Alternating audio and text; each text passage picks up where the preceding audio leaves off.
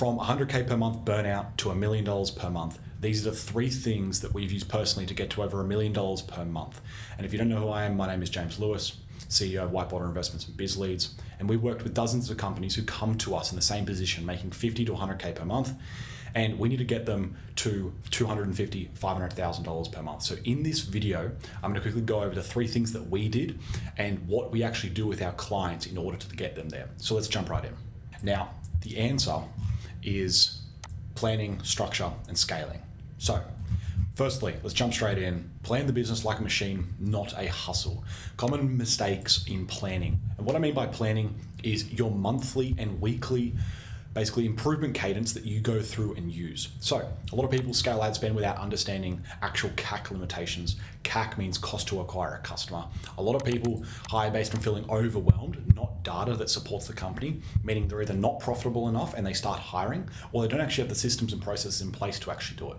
You don't have to find metrics or KPIs. So every single business needs to have very, very specific KPIs, especially finance businesses, in what do I need to get my leads for? What do I need to convert at? All the stages within conversion. How much do I need to potentially upsell, cross-sell, get referrals, etc.?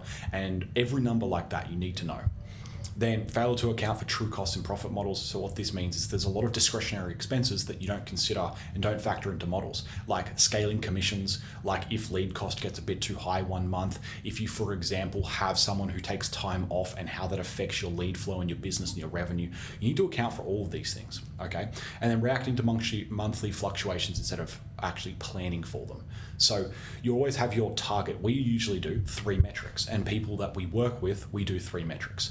There is your bare minimum, okay? Absolute bare minimum, can't go under. Your break even, where you don't make any money. Then there's KPI. This is when your business makes 30% or more in net profit, okay? And then there is the actual goal, which is 40% and above. Now, that's the 3 kind of like net profit models that you want to aim for. So everything based around that needs to hit one of those 3. And we say aim for KPI, and you want to shoot for kind of profit territory is what we call it, which is 40% plus, okay? So they don't have any mathematical plans for how they're going to grow. You need to know what your hypothetical max of the business actually is. If you know that you're only ordering, think about this, and we see this so often. You're ordering 100 leads, you're projecting 8% conversion rate. At an 8% conversion rate of an average $3,000 contract, that's $24,000, okay? $24,000, maybe plus GST, whatever. Let's just call it 25 grand. So 25,000, that's per broker. And you only have 2 brokers and then a support team. You have a few referrals that come in, etc. But you want to hit 100K per month this month. Mathematically, you're never getting there. So why plan to basically get to 50, 60, 70K per month when you're aiming the goal of 100, just putting out some arbitrary number? So make sure you plan, and you actually need to know the metrics that you're going into the month with, okay? And when we started doing this, we literally went from like 100, depending on the company, when it was the finance businesses that we had, we had numbers weekly of settlements and everything like that in finance. And for biz leads, we have like clients getting on, leads sold, all those kinds of things, okay? You plan all of that monthly. Now, the solution, okay? You need a data-backed plan that maps out volume, revenues, costs. So for example, this is a clear way to look at it. Revenue target, average deal size, required deals close rate, required opportunities, lead to opportunity rate. Literally, you need to know all of this. Average cost to acquire, $90. I know that's not a real number, but just look. Like, that's everything right here of how you can plan something out, okay? Basically, 2,000 leads, 180K per month. Like, your lead cost could be more, could be less. So take a look at this and use this. Pause the video, look at it. But that's basically how you can plan some of these things out. These are only a few planning metrics that you want to do. Next is people structure their business like a freelance hub and not an actual business. What this means is you need to have a clear progression of what you know is going to happen next, okay? So you're potentially a founder right now at 50 or 100K, or you've got a couple brokers under you potentially, and you want to get to the next level, okay? So these are the structure problems that we find. The founder is handling the sales, fulfillment, and operations, which is not how you're meant to do it. The clear ownership of lead flow stages. So no one knows who's then, for example, taking from a new lead all the way through to a settlement. And is that different as well, okay? Jack of all trade employees with vague responsibilities. You need to split these up, okay? So for example, what the best structure we've ever found, SDR, calls leads, qualifies them, live transfers or books appointments. That goes to the broker, Okay, so I'll come down here. So an SDR handles inbound and cold leads, qualifies prospects quickly, then books appointments or live transfers. And that means that you can focus on the main levers that actually pull the business.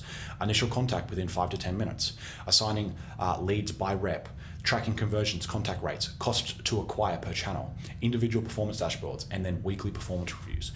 You can really refine how you do this because you now meet with SDRs, they have these metrics that they need to improve. Whereas if you have brokers, for example, at a high level, and they need to call leads, 150 leads a month, and settle the most amount of deals, and have referrals and all these things, they're never going to get to their full potential. Like the differences are like they're insane. Okay, they're insane between the absolute revenue that people can produce from having an SDR in the team and not. And then you have closers / CSM / brokers, focus on only qualified prospects, running application calls, handling objections, closing deals, own conversion metrics, handling documentation process, managing funding and settlements, driving customer retention, and generating referrals and upsells. Because also, the benefit of having a solution like this is basically you can then get SDRs, you can train them into closers and brokers, okay? So you can have people, and this is what we did literally, by the way, within my own finance companies in 2022 to 2023. We had SDRs who would just focus on cold leads for 3 months because the mentality behind that is you go out for 3 months and you basically eat shit for 3 months. And then if you survive eating shit for 3 months, you are ready to even start becoming a broker, okay? This was specifically business finance that I'm talking about, the example here of what we did it. That company did at its peak like $830,000 a month, not loan volume. That's proper revenue with huge profit margins. So SDRs, they'd call the leads, they'd get everything, and they'd also call all the cold leads. But it allows you to split up your acquisition channels because as you get bigger, what needs to happen is you need to have multiple sources. So what we found as the source was we had referrals, for example, from aggregator, things like that. We had SDRs calling cold and aged leads, and then we had paid media, like leads, like generating leads. And that's how we did it. It was perfect. We had a little bit of a different team structure than what most people do, like SDRs and then linking that to brokers and closers. But I found that's the highest performer that we've ever seen, okay? Because each department gets to own their side, okay? Then basically you need to, after doing all that, you've got tracking, now you know your team structure. Now you just need to keep replacing and training, okay? Recruit, ramp, and replace fast.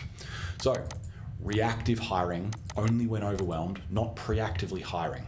Okay, you have no stabilized onboarding process. These are the biggest problems, and you have 4 to 8 week training periods with no clear milestones. The biggest lie anyone's ever going to tell you, for anyone watching this video, if there's one thing you take away from your video, it's this: training someone does not take 4 to 8 weeks. I can promise you. Imagine, think of yourself right now. If you think you're a relatively intelligent individual, imagine you go into a new role in an industry you've been in for 5 years, and it takes you 8 weeks to start seeing results. Like, I'm sorry, if I personally put expectations on myself, I would have 7 days. And if I didn't do something in 7 days, like the first week, meaning I got on the phones, I at least started getting some calls, some applications, maybe something like that, I would genuinely be upset that what can you do for 7 days if you're already meant to be in the industry, for example? And okay, cool, you have an amazing onboarding process and things like that, and you basically have the best training process, cool. It still takes you 1 to 2 weeks, 3, max 4 weeks, okay? We have a done for you hiring side of the business. We can ramp up people for brokerages that we already do for everyone. We have them calling leads within 1 week. We then, secondly, have them already getting applications, live transfers, and appointments the second week, and they're fully ramped to every business KPI within 4 weeks, okay? Think about that. They're all done by 4 weeks, like all done, ready for, to move forward, okay? Next thing is obviously keeping underperformance on out of fear. You need to have minimum KPIs and you need to have a cadence of removing your lowest performers. 2 things happen here. 1, you lose money by having these people in. So if they're not making you money, I'm sorry, it's business. You have to move them on and at least help them relocate to something like that. Secondly, you need to look at there's 3 things. You need to look at your training, make sure it wasn't your problem that you did it and actually put effort into the people. But the biggest thing as well, out of profit and things like that, is keeping underperformers out of fear. If you fire the bottom people, the top people instantly get a raise in performance by say 20%. That's what we usually see, okay? So no bench strength or backup for key roles. So this is a bit of a hard one, but it's still relevant. And I'll go into the strategy of how you do this. But basically that's another massive issue. It's just you have someone when you're at $250,000, $500,000 a month, if there's a key person that, luckily I've never really had this happen in finance, for example, a key person leave, but it's a huge issue, okay? If like your main general manager leaves, for example, that's managing the broking team. So what's the solution, okay? So use pre-written job apps, you filter fast, you focus on SDRs, setters, etc., not just your brokers, okay? Start bringing in SDRs and appointment setters. You'll be able to handle double the amount of leads. You have quick video screening questions. You run paid trials instead of traditional interviews. Now, you then need to move on to standardizing onboarding, okay? So, quick 1 hour onboarding, account access, CRM training, call script download. This is the best way to standardize onboarding. You have a checklist, okay? If you saw our checklisted version of how streamlined the process is that we have of bringing and hiring people and putting them into companies, if you saw that, how specific it is, the one by one, you wouldn't even believe me. I'm talking like, sweet, get them to have the mic, plug it into their computer, test that the mic is working, go high level, log in, go to the top right, press on this, click that, enter in your first number, call, get on the call, write the script, first section, second section, third section, etc. This is not because I think people are stupid. It's because when you have a proven process that you know works, if you're the founder or someone watching this and you think you have the best process, you know how to convert people, why wouldn't you want someone to follow the exact process that you use? Okay, think about that. And then you have pre-recorded call recordings, objection flashcards, product breakdown of what you're doing, document templates, process checklists, like I was talking about before, and daily check-in with managers for the first 5 days. So this is literally where you are checking in daily. We find the first 7 days is hugely intensive with onboarding, and then it really goes off. And also having clear KPIs and expectations from day one, okay? Unbelievably important. Now, ramp fast with KPIs. Day 1 to 3, watch and shadow. Yes. Day 4 to 5, test calls, mock objections. Week 2, 50 to 75 calls per day, or 3 to 5 appointments per day. Set a 2-week review point to promote or replace, and then clear metrics for success or failure.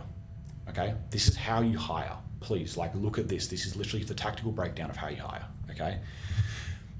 This is how you then build your bench, like I was saying above. Okay? No bench. Run small paid test projects of getting people in. Keep a ready list of pre-vetted candidates. Monthly recruiting bursts when fully staffed. What this does is there's people always in the wings that you can bring in to expand. Because imagine you have this. You write a $50,000 loan. You have some extra cash in the bank, 50 grand comms, I mean, and you want to keep scaling. You want to keep going. You can then bring someone in that you've got fully vetted. Like, if you want to grow fast and you have big aspirations, you can keep going, okay? Then clearly define your underperforming targets, 2-week evaluation cycles for 2 new team members, and 90-day reviews with performance metrics.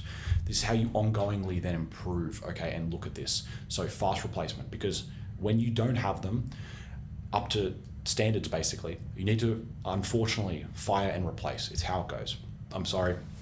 We're notorious for bringing people on, and in my past of business, I would definitely say, like years ago, I was much too lenient. I 100% will admit that. Like, we'd keep people on for months longer than they should be, just out of like having feelings of not wanting to ruin their life, all these things, okay? But you immediately replace, put them in. Think of this quote: you don't scale unicorn hires, okay? You scale systems that develop people fast and filter fast, okay? The way you want to think of this and look at this is anyone can be hired to be great. It just depends how long that's going to take. And it's your ability on how you can actually train them and get them to that.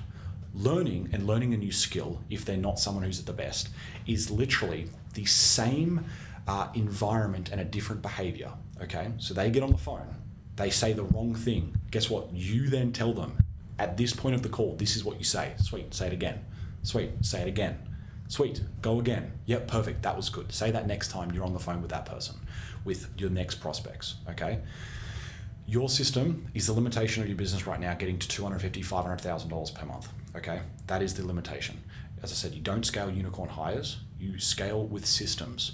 Cool, unicorn hires are gonna come along, and you will have unicorn hires that sometimes come along, but you need systems first, and that will help you to get more money than you could possibly imagine, okay?